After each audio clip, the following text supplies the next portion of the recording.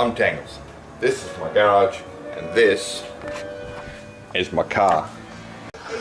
Alright, these are off. I've just got that wedged in there to hold it. Putting these back on seems to be unlikely, as per that's how that sits. Maybe so it's sitting a lot higher than it was before as well, obviously.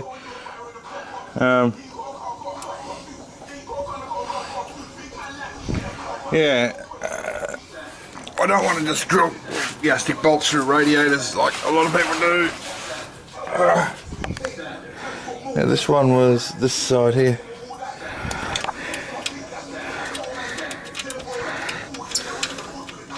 So it's sort of a long way away from reconnecting.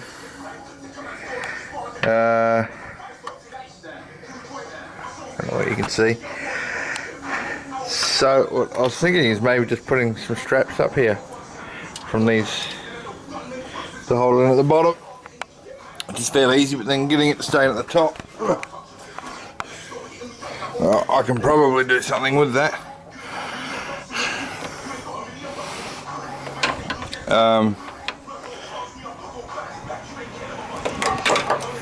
Fuck it.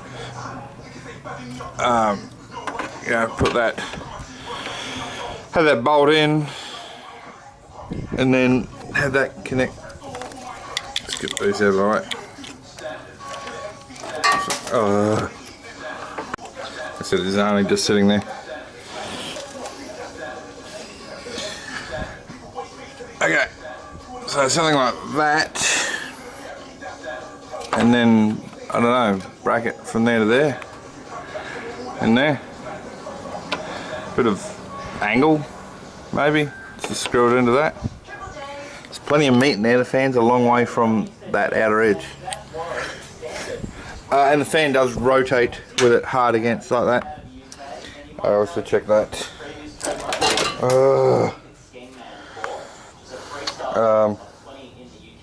Yeah, I'll have to think about that. Okay, the fan's mounted.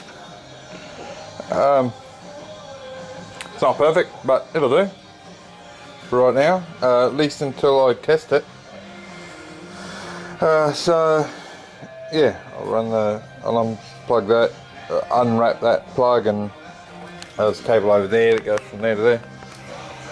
And also, assuming it does work, I'll see which end of the scale that switch goes. As soon as I can find my side cutters to cut the zip ties with, I'll do it. Okay, so fired it up, 35 degrees. It's been running for a minute. Yeah, the idle's just sort itself out. So I also make sure these blades are clear. I've got that switch wound right over one side, and I'm just going to run it until that fan comes on, and then switch it over the other way. You know, see what temperature it came on at, and then hopefully it turns off when I switch it the other way and see what temperature it comes on at, so I know where it comes on at the top and bottom of the range.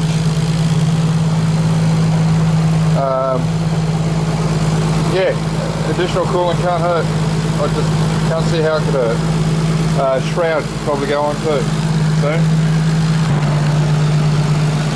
Okay, it's come on already, and it's come on at 49 degrees. It's probably a bit early, so I'm just going to quickly shut the car off.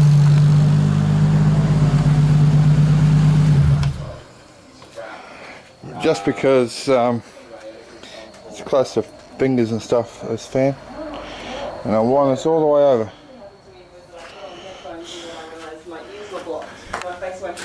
And just turn the ignition on, so it's gone up. So 49 degrees is one end of the scale, Let's see what the other end is. Run it, chill it, till that fan kicks off again.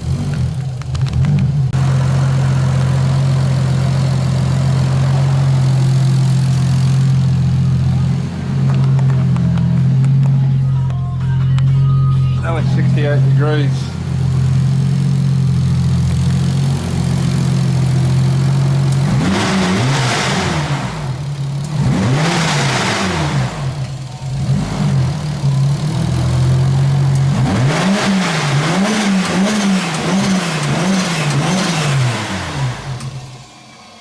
Oh.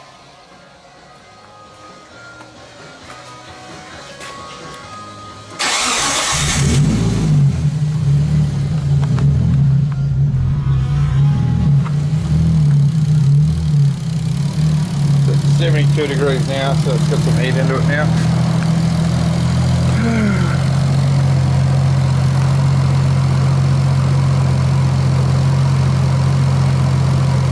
Hoping for this to come on at about 80.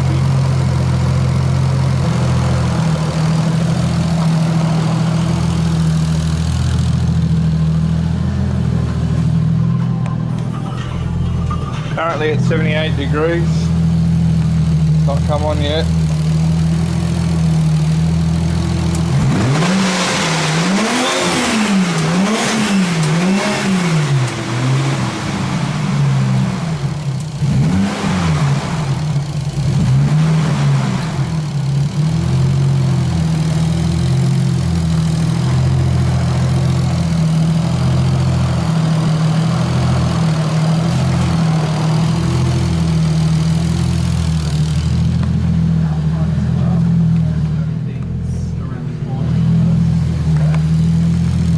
Still 78.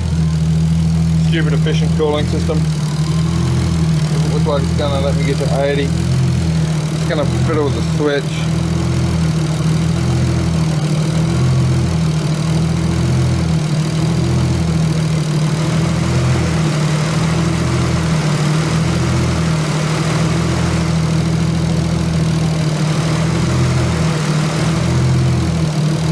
If I leave it there, just off now. Right over near where it started, so that scale maybe heaps. 78 degrees. Well, what I'll do is I'll shut it off and let it heat soak. So I know it doesn't come on at 78. I'll leave it to heat soak for a few minutes. Temps will continue to increase, and then I should be able to test it. Okay, it's been about 5 minutes since I shut it off. If I turn it on now, I'll actually start it. Tim Rogers has had a huge Still 78 degrees. Bring it now. Soul with the Bamboos, putting his first solo record into a stage show, speaking out on the big issues, and recording your lines and records. Screw you, man. In theory though, And he shows no signs of slowing down. This one, the J Awards, the right on the cusp of turning on at 78 degrees. J Awards. Check out all the winners now on the Triple J. Got to make it hotter. I don't know a better way to make it hot than running it. Just doesn't seem to want to jump over that 78 degree mark, which is what it normally does. It doesn't normally run hot. When I drive it hard, it can get hot. When I'm drifting and the like, so that's what it's for. After enduring hard driving, to increase airflow.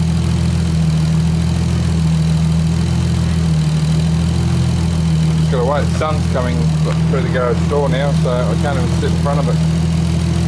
Although that might help, if the sun gets on there, it might just push the temperature up a little bit. It would suck though, I'll have to be standing in it. Well, it's like 35 degrees in the shade, and I'm not standing in that sun to watch that, so whether the bolts are going to the switch or the fan is on, same difference, same thing. So there's two plugs though, so I'm plugged in the other one. The fan is actually in there. So I got the multimeter in there, so I can sit in the shade over here, not over there in the sun looking at the fan. So pro tip if you're doing a similar sort of testing and maybe you want to sit in the car while you do it, I don't know, you could put this and sit on the windscreen so you can see it from inside. Yeah, use your brains a little bit. You can find an easier way to do this stuff. This thing's been running for like 25 minutes now. I've revved it, you know, tried to make it hot. It's still sitting on 78 degrees, neat. I don't know, I'm going to shut it off now. Wait till the sun gets on the radiator, and then try again. See, look. Oh, 79. That's gonna lie. Maybe it's heading up.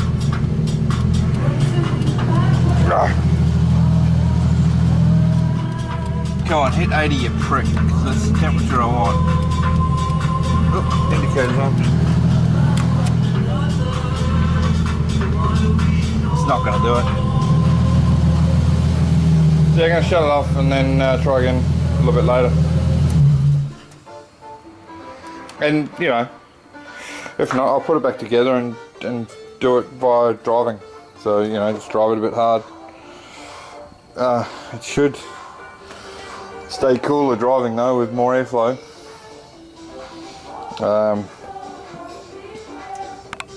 Bonnet's open. That could be a thing. It's going to let a lot of radiant heat out, especially from the turbo. So maybe trapping that heat in there would be part of it. And also maybe letting that air out would be part of the cooling solutions as well. Yeah, nothing more I can do just for the time being though.